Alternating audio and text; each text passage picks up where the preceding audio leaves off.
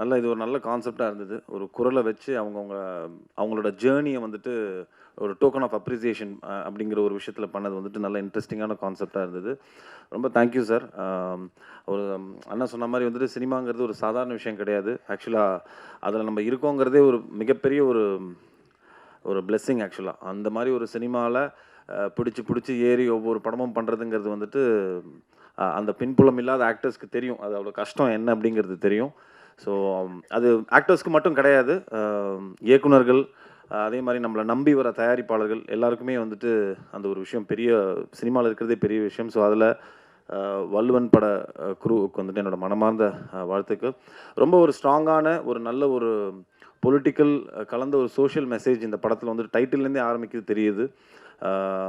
அந்த படத்தோட நட்பு ரீதியாக இவர் எனக்கு கதை வந்து சொன்னார். ஆக்சுவலாக எனக்கு அந்த டைமில் என்னோட கமிட்மெண்ட்ஸ்லாம் இருந்ததுனால ஒரு சில விஷயங்கள் காரணங்களால் என்னால் பண்ண முடியல அந்த படத்தை.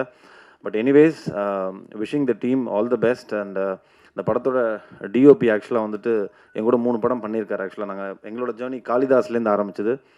அதுக்கப்புறம் மிரல்னு ஒரு படம் பண்ணோம். இப்போ காளிதாஸ் 2வோட டிஓபி பார்த்தீங்கன்னா அதே சுரேஷ் தான். ஸோ நல்ல டெக்னீஷியன்ஸ் இருக்காங்க. Ashwath music director. எல்லாமே ரொம்ப கிளியர் கட்டாக ஒரு அழகான ஒரு நீட்டான ஃபிலிம் வெளியில் வந்தால் ஜனங்க அப்ரிஷியேட் பண்ணக்கூடிய எல்லா அம்சங்களும் இந்த படத்தில் இருக்குது.